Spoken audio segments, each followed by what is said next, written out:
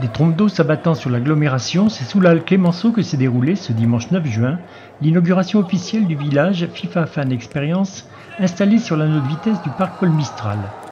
Une zone dédiée aux supporters entièrement gratuite où chacun va pouvoir vivre les matchs de la Coupe du Monde féminine de football sur écran géant et participer à nombre d'animations tout au long de l'événement. Justement pour que les Grenoblois et puis plus largement les métropolitains, les habitants des 49 communes, puissent profiter largement de cette Coupe du Monde en dehors des matchs, des 5 matchs qu'il y a au Stade des Alpes, et puis de montrer aussi toute la richesse du milieu associatif, parce qu'on a travaillé avec l'UCPA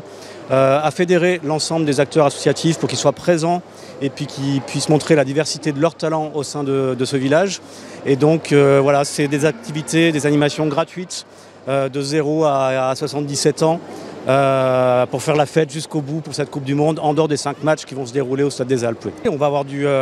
cinéma, on va avoir des expositions autour du sport féminin, du bubble foot, qu'est-ce qu'on a, du baby foot géant aussi. On va avoir aussi le 12 juin une expérience intéressante, des jeunes d'un quartier de Grenoble vont commenter un match de foot et je ferai partie du jury pour voir quel est le meilleur commentateur. Donc il y a des activités vraiment pour toute la famille, encore une fois gratuitement pendant cette vingtaine de jours qui arrivent. Cette inauguration quelque peu contrariée a été l'occasion d'une petite cérémonie au cours de laquelle on a pu assister aux évolutions de jeunes joueuses s'affrontant au cours d'un tournoi et d'assister à des démonstrations de capoeira et de freestyle sur les rythmes d'une batucada.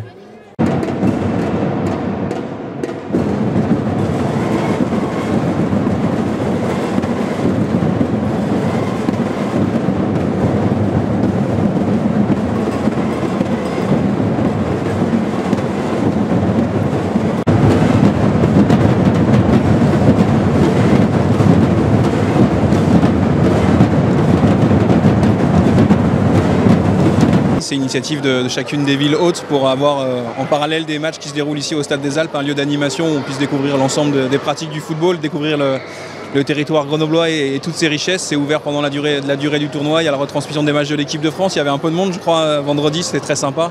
Et donc c'est pour faire vivre l'expérience de la Coupe du Monde à tous ceux qui ne vont pas au stade ou avant l'ouverture des portes du stade. Même si on a une politique tarifaire extrêmement agressive avec des prix à partir de 9 €, il y a certaines personnes qui n'ont pas les moyens et on en est désolé. Et donc avoir un FIFA Fan Experience dans chacune des villes hôtes, ce qui est une première parce que ce n'était pas le cas au Canada en 2015, il n'y en avait que 3. C'est aussi permettre à tous ceux qui n'ont pas l'opportunité d'aller au stade ou pour qui les horaires des matchs sont compliqués par rapport à leurs activités professionnelles de pouvoir venir quand ils le souhaitent vivre l'aventure Coupe du Monde.